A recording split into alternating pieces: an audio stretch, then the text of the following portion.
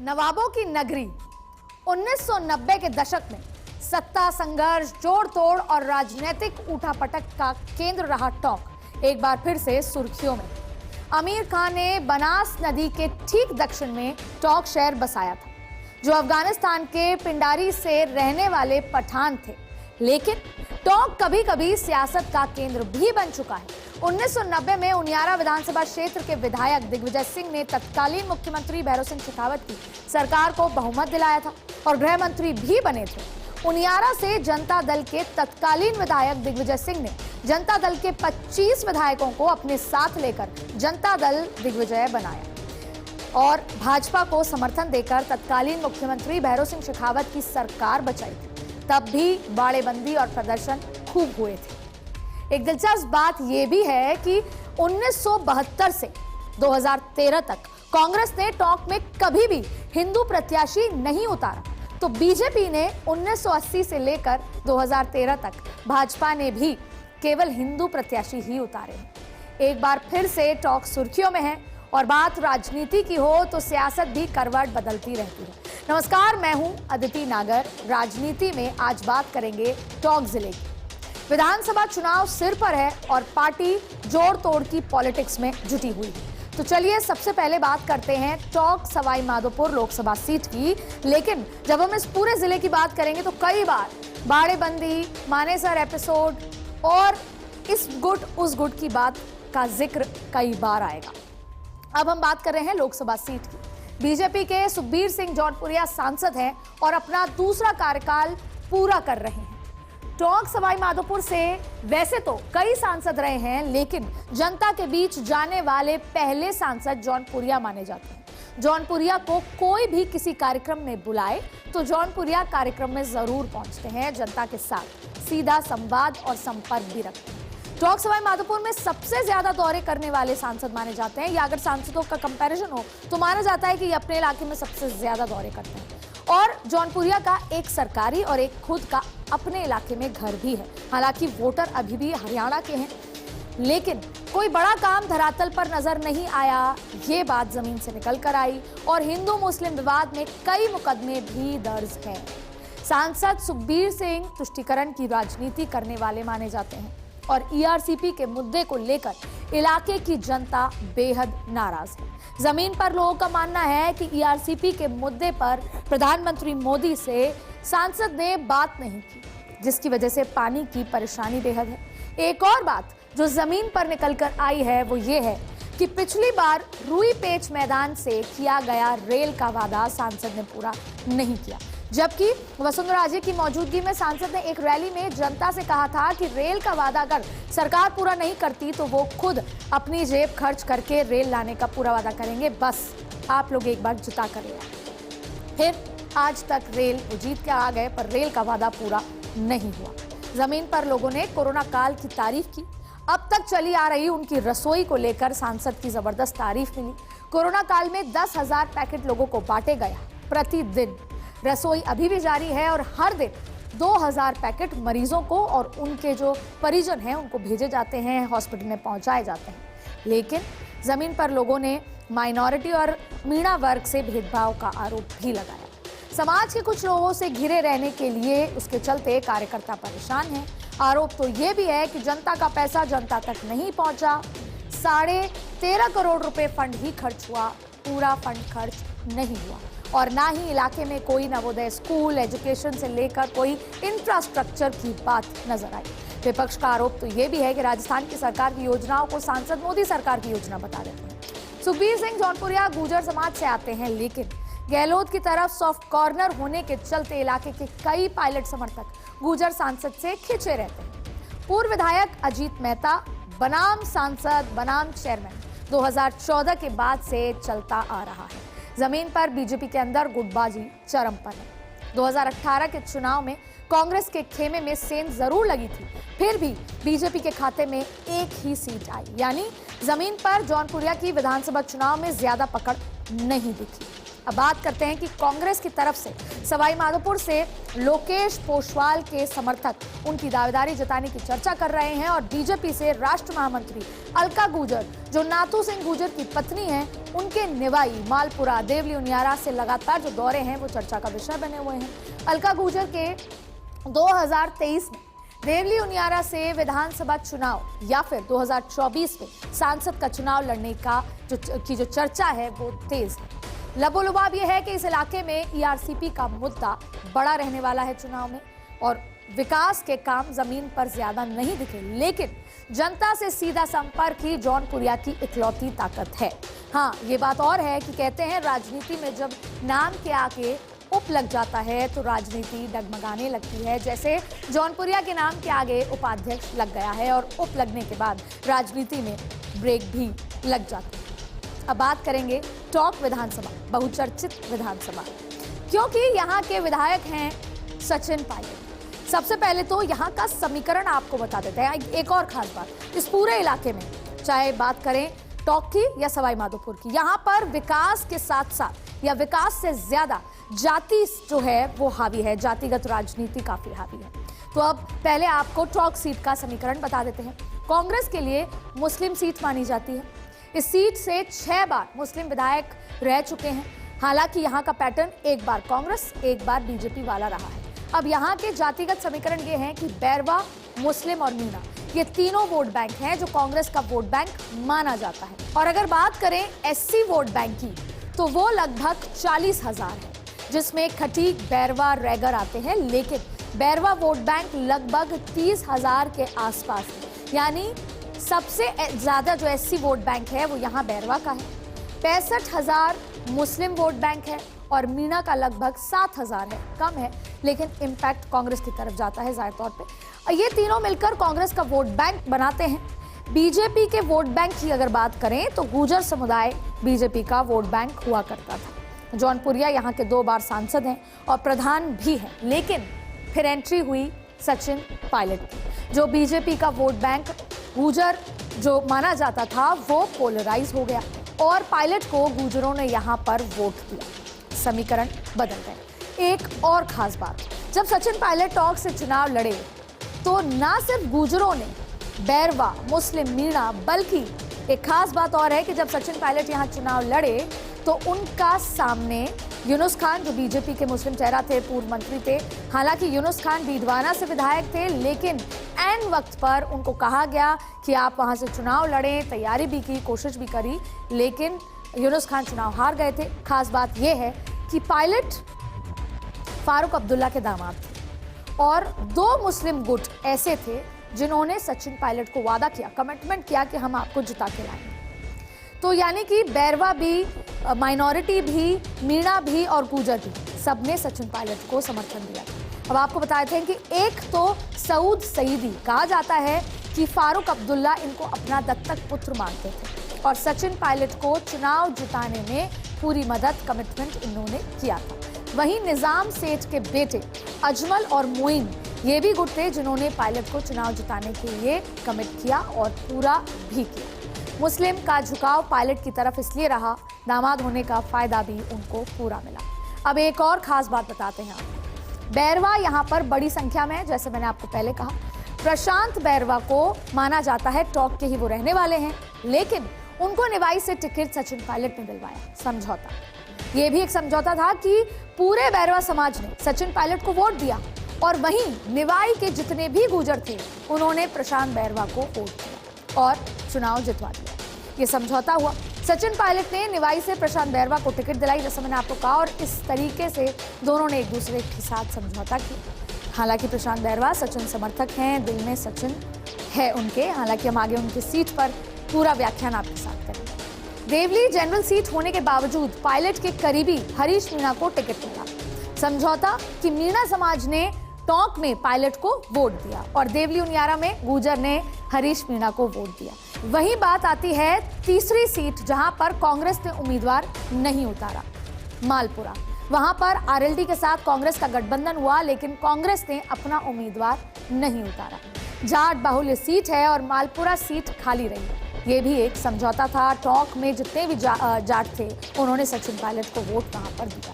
यानी 2018 में टोंक से 3 सीटें कांग्रेस के खाते में और बीजेपी के खाते में केवल 1 सीट पहुंची। पायलट एक बड़े लीडर हैं और एक बात कही जाती है कि पायलट जहां जहां पहुंचते हैं वहां भीड़ इकट्ठी हो जाती है। ये बात सही है कि जब भी पायलट का कोई दौरा होता है तो जबरदस्त भीड़ टूट पड़ती है। तो उनको पसंद करते हैं, जो उनको लाइक करते हैं, पसंद करते हैं, वो ये बात जरूर करते हैं कि राजस्थान में हो या राजस्थान के बाहर भी पायलट जहां पहुंचते हैं वहां जन सैलाब नजर आता है। जो उनको पसंद नहीं करते वो ये कहते हैं कि पायलट की भीड़ वही कॉमन जो लोग हैं 15,000 20,000 वही हैं, चेहरा एक ही है। यानी कि पायलट जहां भी जाते हैं वो 20-25 हज़ार लोग उन्हीं के साथ समर्थक हर जगह पहुंच जाते हैं। लेकिन हमारा मानना यह है कि भीड़ का कोई चेहरा नहीं होता, भीड़ भीड़ होती है। और आज की राजनीति में भीड़ की मापदंड जो है वो नेता के राजनीतिक वजन से आकलन उसका किया जाता है। लेकिन जमीन पर हमें क्या क्या मिला वो आपको बता देते हैं, वो भी आपको विस्तार से समझाते हैं कि जमीन पे रिपोर्ट कार्ड क्या है सचिन पायलट का। पायलट के कार्यकर्ता उनसे कुछ नाराज नजर आते हैं। समय की कमी के कारण वहाँ के कार्यकर्ता से ये नाराजगी है कि वो उनसे मुलाकात नहीं कर पाते, अपने दिल की बात नहीं कर पाते। तो कभी जयपुर जाके मिलना पड़ता है, ज़्यादातर कई बार वो दिल्ली भी रहते हैं, दिल्ली वो आ नहीं पाते और फिर सचिन पायलट पकड़ में नहीं आते। ये नाराजगी कार्यकर्ताओं में दिखी, लेकिन उतना ही उत्साह उनसे मिलने का भी नजर आया। अब पायलट की व्यस्तता हो, दिल्ली जयपुर हो, कभी मानेसर हो, कभी कुछ और हो, तो वो यहाँ पर नजर आए। लेकिन फिर भी चाहे जनसंपर्क यात्रा हो या कोई धरना प्रदर्शन, टोंक के कार्यकर्ता जरूर वहां पहुंच जाते हैं। कई बार जयपुर में उनसे मुलाकात भी होती है। ऐसा कई कार्यकर्ताओं ने कहा कि अगर उनसे मिलना है तो कई बार टोंक आने का इंतजार भी होता है। हर 1 से 1.5 महीने के बीच में वो टोंक का दौरा करते हैं। अब डेवलपमेंट के नाम पर जमीन पर लोगों का कहना है कि कोई बड़ा डेवलपमेंट खास नजर नहीं आया। मेडिकल कॉलेज अभी प्रोसेस में है और धरातल पर विकास का कोई बड़ा काम नहीं दिखाई दिया। इसकी एक वजह जो आपको याद दिला देते हैं। आपको याद होगा अशोक गहलोत का एक बयान, कहा था कि सभी विधायकों को ये बात उन्होंने कही थी कि तुम मांगते रहो, मांगते मांगते थक जाओगे, मैं देते देते नहीं थकूंगा। उन्होंने कहा था मांगते जाओ, जितना मांगोगे उतना दूंगा, मांगते मांगते थक जाओगे लेकिन मैं देता देता नहीं थकूंगा। और ये बयान के ठीक बाद कई विधायक टूट पड़े अपनी अर्जियों को लेकर, जो शायद नहीं भी संभव था उसको लेकर भी वो अशोक गहलोत के पास पहुंचे और अशोक गहलोत क्योंकि वादा कर चुके थे इसलिए कई ऐसे काम उन्होंने पूरे भी करे। अपने लाखों के काम करवा चुके हैं कई ऐसे विधायक। चूंकि अशोक गहलोत ने कमिट किया था तो कोई ऐसा काम जो शायद नहीं सोचे गए थे उस पर भी अशोक गहलोत को हामी भरनी पड़ी। अब टोंक की जनता का ये मानना है कि पायलट साहब ने टोंक के लिए कुछ स्पेशल नहीं करा। बजट में बहुत सारी चीजें हुई टोंक को लेकर, पर उसकी वजह है शायद ईगो इशू कि अशोक गहलोत ने कहा था कि मांगो मिलेगा, पर शायद ईगो के चलते मांगा नहीं गया और नहीं मांगा गया तो टोंक के लिए कुछ स्पेशल नहीं हो पाया। बजट की घोषणाओं में टोंक से लेकर तमाम जो जिले हैं उनको वो रेगुलर जो मिलता है, चाहे 20 करोड़ की सड़कें की बात हो, पेयजल योजना की बात हो, तमाम वो चीज़ें सौगातें मिली।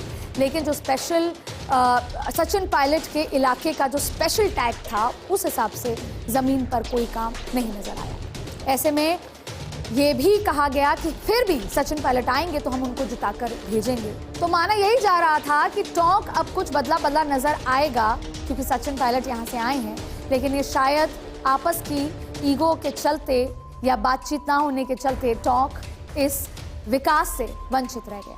ये बात अलग है कि राज्य सरकार और उनके आंकड़ों का दावा है कि टोंक को लगातार राज्य सरकार ने अपनी तरफ से सब कुछ दिया, लेकिन कई ऐसे उदाहरण हैं जो पूरे प्रदेश में हैं। विधायकों ने आगे बढ़कर स्पेशली कुछ कराया जैसा हम बात कर रहे थे, लेकिन टोंक में ऐसा कुछ विकास नजर नहीं आता। सचिन पायलट का क्रेज इलाके में नजर आता है, उनका इंतजार रहता है, लोग चाहते हैं कि वो आए, हम उनसे मुलाकात करें। अभी भी अगर चुनाव लड़ेंगे तो चुनाव जीतेंगे। हालांकि बीच बीच में इस बात का जिक्र जरूर होता है कि क्या वो सीट बदल सकते हैं, लेकिन ये तो आने वाला वक्त ही बताएगा या आला कमान ही तय करेंगे। पायलट ने अपने लिए क्या कुछ सोचा है ये उनको पता है।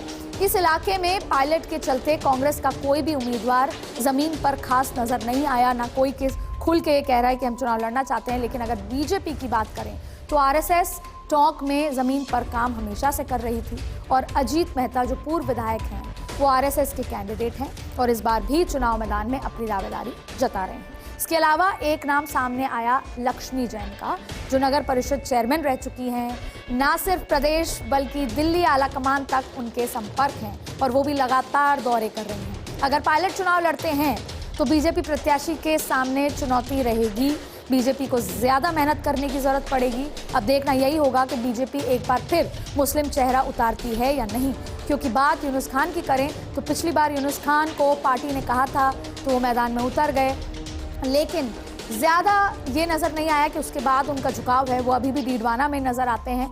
हालांकि चुनाव लड़ा तो बड़े शालीनता से दोनों ने, ज़्यादा कुछ एक दूसरे के लिए नहीं कहा, अपनी अपनी मेहनत करी और चुनाव लड़ा। लेकिन सूत्रों की माने तो यूनुस खान को यहाँ चुनाव अब नहीं लड़ना, वो अभी भी डीडवाना में ही तैयारी कर रहे हैं, ऐसी बात सामने निकल कर आती है। और अगर बात करें बीजेपी के मुस्लिम उम्मीदवारों की, तो टिकट देने के लिए अभी बीजेपी जैसा दिख रहा है उन्होंने कई जगह मुस्लिम उम्मीदवारों को टिकट दी है। तो अब देखना होगा कि 65,000 मुस्लिम वोटर्स हैं, तो क्या बीजेपी स्टैंड लेती है, क्या यूनुस खान या किसी और मुस्लिम उम्मीदवार को यहाँ पर चुनाव में उतारा जाता है। अगर भाजपा में एक और मुस्लिम उम्मीदवार की बात करें तो अबू बकर नकवी, जो पूर्व में वक्फ बोर्ड के चेयरमैन रह चुके हैं, जिनके पिताजी, जिनके भाई, जिनके दादा भी चेयरमैन रह चुके हैं, जिनका अपने इलाके में पकड़ भी जबरदस्त है और जो जेपी नड्डा के करीबी हैं, तो इनका नाम भी प्रत्याशियों की श्रेणी में चल रहा है। अब बात करते हैं देवली उनियारा विधानसभा सीट की। यहाँ कांग्रेस के हरीश मीणा विधायक हैं। राजनीति में देवली उनियारा सीट का सियासी विश्लेषण करें उससे पहले जान लेते हैं कि हरीश मीणा राजनीति में आखिर आए कैसे। हरीश मीणा राजस्थान के डीजीपी के रूप में सेवा दे चुके हैं। पूर्ववर्ती अशोक गहलोत सरकार में हरीश मीणा को राजस्थान के पुलिस महानिदेशक की जिम्मेदारी भी दी गई थी और इस दरमियान आईपीएस की नौकरी छोड़कर हरीश मीणा ने राजनीति में दिलचस्पी दिखाई और 2014 में बीजेपी के टिकट पर दौसा से सांसद बन गए, लेकिन 2018 में पलटी मारी और कांग्रेस में शामिल हो गए और कांग्रेस ने देवली उनियारा से टिकट थमा दिया। हरीश मीणा, प्रशांत बैरवा, दानिश अब्राम, ये तीन वो नाम हैं जो इस इलाके में सचिन पायलट के सबसे करीबी पक्के सिपाही या यूं कहें राइट हैंड माने जाते थे। प्रशांत बैरवा का स्टैंड न्यूट्रल रहा। बैरवा दिल से पायलट समर्थक हैं, लेकिन वो मानेसर कैंप की श्रेणी में नहीं आते। प्रदेश के सियासी संकट के वक्त भी वो 25 सितंबर की अगर जिक्र करें तो वो उन 102 विधायकों में शामिल रहे। बाद में भले ही उन्होंने अपना इस्तीफा वापस ले लिया, तमाम चीजें हुई और कहा कि मैं पार्टी के साथ हूँ, लेकिन दूसरा नाम है दानिश अब्रार। इनका नाम लगातार चर्चाओं में रहता है, चाहे फिर वो मानेसर दौर की बात करें या अब तक। फिलहाल वो उस गुट से इस गुट का सफर तय कर चुके हैं और वो मुख्यमंत्री के सलाहकार की गिनती में आते हैं। वहीं हरीश मीणा मानेसर गुट से आते हैं और सचिन पायलट के कट्टर समर्थक हैं, लेकिन पिछले कुछ 2 सालों में उन्होंने अपना स्टैंड थोड़ा अलग रखा। जब मानेसर से वापस आ गए, वापसी हो गई, तमाम चीजें, उनके स्टैंड में बदलाव देखने को मिला। हरीश मीणा ने अपने क्षेत्र में बेहतर काम किए हैं, इसकी तारीफ है और उन्होंने मुख्यमंत्री से अपने इलाके के काम के लिए तमाम बातें की, अपने रिक्वेस्ट रखी और ये माना जाता है कि उनके क्षेत्र में अपार विकास के काम हुए हैं। ऐसे में उनके काम की तारीफ जनता कर रही है, लेकिन जब जमीन पर कार्यकर्ताओं से हम मिले तो एक बात जो सामने निकल कर आई वो बात ये थी कि कई बार उनका पुलिस वाला रवैया, पुलिस वाला एटीट्यूड कार्यकर्ताओं को थोड़ा चुभ जाता है, निराश हो जाते हैं कार्यकर्ता। और इसी सिलसिले में एक व्यक्ति ने बताया कि मैं काम लेकर गया तो उनका फट से झड़क के साथ उन्होंने कहा कि हो जाएगा यार, बैठा हूं ना मैं, चिंता क्यों करते हो। लेकिन अक्सर कई बार राजनेताओं से ये उम्मीद होती है कि वो बड़ा रिक्वेस्ट के या अलग तरीके से बात करें, तो कार्यकर्ताओं की उम्मीद में कई बार वो बातचीत में खरा नहीं उतरते। लेकिन जमीन पर हरीश मीणा की रिपोर्ट पॉजिटिव है, उनकी रिपोर्ट चुनाव जीतने वाली है। यदि हरीश मीणा को इस बार फिर से टिकट मिलता है तो वो चुनाव जीतने की पूरी संभावना रखते हैं।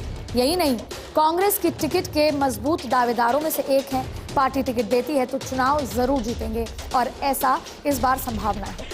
इन सबके बीच कांग्रेस से एक और नया नाम इन दिनों देवली उनियारा में खासा चर्चाओं में है, विक्रम गुर्जर। यहाँ से कांग्रेस उम्मीदवार के तौर पर चुनाव लड़ने के इच्छुक हैं। प्रोफेसर रहे हैं विक्रम गुर्जर, क्षेत्र में गांव-गांव घूमकर जनसंवाद और जनसंपर्क करके अपनी छवि को मजबूत कर रहे हैं। हालांकि समय समय पर अपना स्टैंड बदलते रहते हैं, कभी पायलट तो कभी गहलोत खेमे में नजर आते हैं। समय के साथ उनका स्टैंड बदलता है और अभी फिलहाल न्यूट्रल नजर आ रहे हैं, टिकट की जद्दोजहद में है।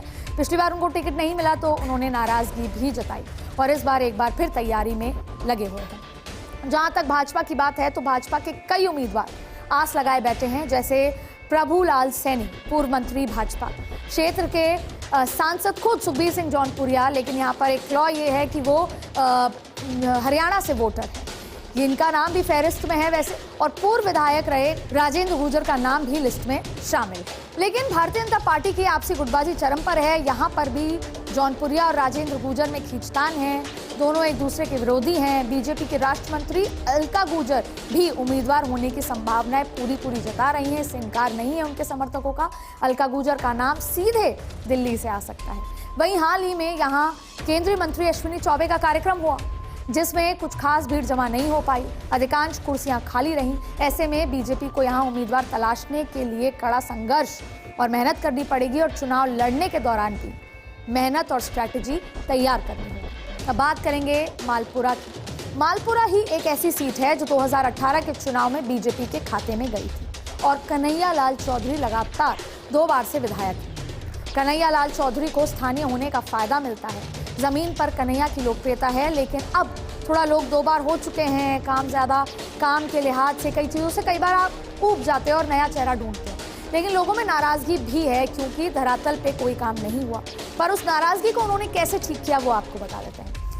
धरातल पर मार्च 2023 तक कन्हैया लाल के खिलाफ लोगों में नाराजगी थी, लेकिन जब दूदू को जिला बनाया तो ये कहा गया कि मालपुरा दूदू में चला जाएगा और उस समय विधायक धरने पर बैठ गए, अपना इस्तीफा लेकर जनता के बीच पहुंच गए और वो अड़ गए कि दूदू जिले में मालपुरा कतई नहीं जाएगा। उस समय मालपुरा विधायक जो लोगों के बीच में गए तो एक अलग सा जुड़ा हुआ, इमोशनल जुड़ा हुआ, लोगों से जो संपर्क कट गया था वो उन्होंने दोबारा स्थापित करने की कोशिश की और विधायक को 2 बार, जो क्योंकि विधायक थे, ये भी कहा जाता है कि हिंदू मुस्लिम की राजनीति बहुत करते हैं, तुष्टीकरण की राजनीति। और वैसे तो टोंक जिले का बीसलपुर बांध सबको पानी पिला रहा है, लेकिन पानी की किल्लत भी नाराजगी थी विधायक के खाते में बहुत ज्यादा, जो जमीन पर नजर आई। लेकिन उन्होंने उस दूदू के मसले को लेकर संपर्क साधने की कोशिश की, इमोशनल कनेक्ट भी बनाया।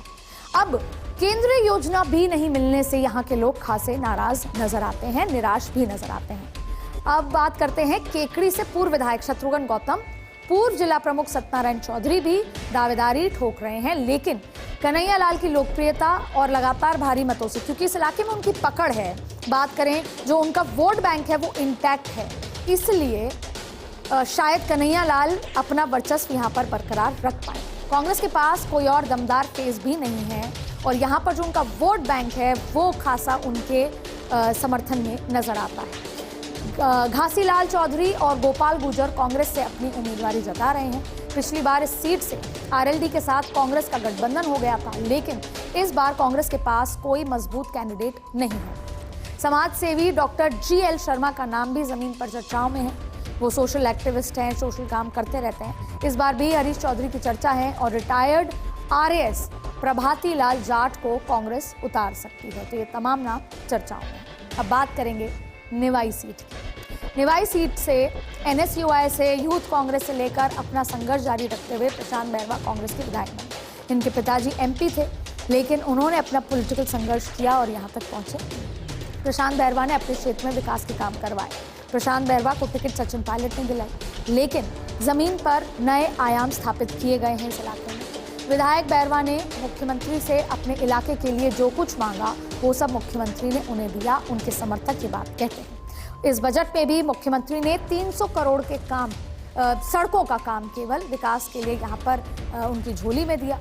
और जब हम धरातल पर पहुंचे तो निवाई के लोगों में निवाई के विकास को लेकर जमकर तारीफ की और कहा कि विकास कार्यों को अगर गिनते जाएं और बताने की होड़ भी मची हुई थी वहाँ पर।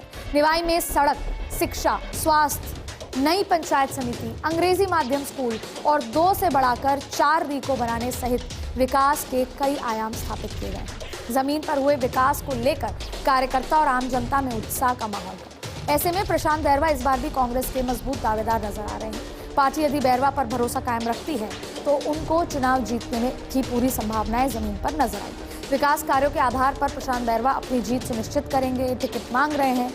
महंगाई राहत कैंप हुआ, उसका भी बहुत अच्छा रिस्पांस जो है वो निकलकर यहाँ पर सामने आया। प्रशांत बैरवा के लिए कहा गया है कि वो केवल बैरवा समाज का ही नहीं 36 कौम की राजनीति करते हैं, समय देते हैं, कार्यकर्ता खुश हैं और साथ में सबके बीच में मौजूद रहते हैं और लोगों से भी संपर्क में रहते नजर आए। दिल्ली में पार्टी की जितनी भी बड़ी रैलियां होती हैं, यहाँ से कार्यकर्ता पहुंचते हैं, तो जो दिल्ली का रिक्वायरमेंट है वो भी कहीं ना कहीं प्रशांत बैरवा पूरा करते हैं। धरातल पे बेहतर काम हुए यही कहा जाएगा। टिकट नहीं कटती किसी वजह से, क्योंकि वैसे तो सचिन पायलट उनको टिकट दिलाएंगे, क्योंकि यहाँ पर गुर्जर उनको वोट भी देते हैं और बैरवा वोटर्स टॉक में जो है प्रशांत बैरवा के कहने पे वहाँ वोट देते हैं। तो माना जा रहा है कि उनको पूरी तरीके से यहाँ पर टिकट मिलने की संभावनाएं भी हैं। अब बात फिर भी करें कि इनके सामने चुनौती कितनी बड़ी है, तो पहली बात तो यह है कि प्रशांत बैरवा का जो स्टैंड है वो हमेशा बदलता रहा है। कभी सचिन, अभी भी मन में उनके सचिन है, लेकिन जब जरूरत पड़ी तब वो सचिन पायलट के साथ नहीं थे। जैसे माने सर ने 25 सितंबर के टाइम भी वो 102 विधायक में रहे, फिर बाद में कुछ और हुआ। अब अगर बात करें चुनाव की चुनौती की, तो वो बड़ी है, क्योंकि बीजेपी की फहरिस्त बहुत लंबी है। कांग्रेस से पूर्व विधायक कमल बैरवा, पहले कांग्रेस की बात कर लेते हैं, और पूर्व उप मुख्यमंत्री बनवारी लाल बैरवा की बेटी अलका बैरवा भी दावेदारी जता रही है। बीजेपी के पास कई लंबी फहरिस्त है, जैसे मैंने आपको बताया। दमदार प्रत्याशी अभी खास नजर नहीं आए, लेकिन बहुत सारे नाम हैं। पूर्व प्रत्याशी राम सहाय वर्मा, पूर्व बीजेपी जिला अध्यक्ष सतीश चंदेल, पूर्व IAS केसी वर्मा दावेदारी जता रहे हैं, और मशहूर भजन गायक प्रकाश दास महाराज भी दावेदारी जता रहे हैं। तो ये थी टोंक जिले की 4 सीटों की ग्राउंड रियलिटी रिपोर्ट। राजनीति भी अजीब है। आज की राजनीति कल यानी भविष्य की सियासी सत्ता के लिए की जाती है। कई दावेदार मौजूदा जनप्रतिनिधि के सामने आए बिना उनकी काट में लगे हुए हैं, तो कई श्रीमान जी भी अपना पार्टी का दामन छोड़ के दूसरी पार्टी में ताक रहे हैं। लगातार साल के अंत में होने वाले विधानसभा चुनाव काफी दिलचस्प होने वाले हैं, लेकिन ये चुनाव कई राजनेताओं का भविष्य भी तय करेंगे। हर एक उगते सूरज के साथ पार्टी की रणनीति में बदलाव और तेजी दोनों तरफ नजर आ रही है, और इस बार विनेबिलिटी पर प्रत्याशियों का चयन होगा। इसलिए अलग अलग तरह से सर्वे भी कराए जा रहे हैं। हर एक विधानसभा पर बहुत सारी नई समीकरण बनेंगे और बिगड़ेंगे। इसीलिए सिटिंग विधायक और चुनाव की तैयारी में लगे प्रत्याशी सियासी प्लान में उड़ने के लिए सीट बेल्ट कसकर बांधिए। आज राजनीति में इतना ही। अगली बार सवाई माधोपुर की रिपोर्ट के साथ हाजिर होंगे। नमस्कार।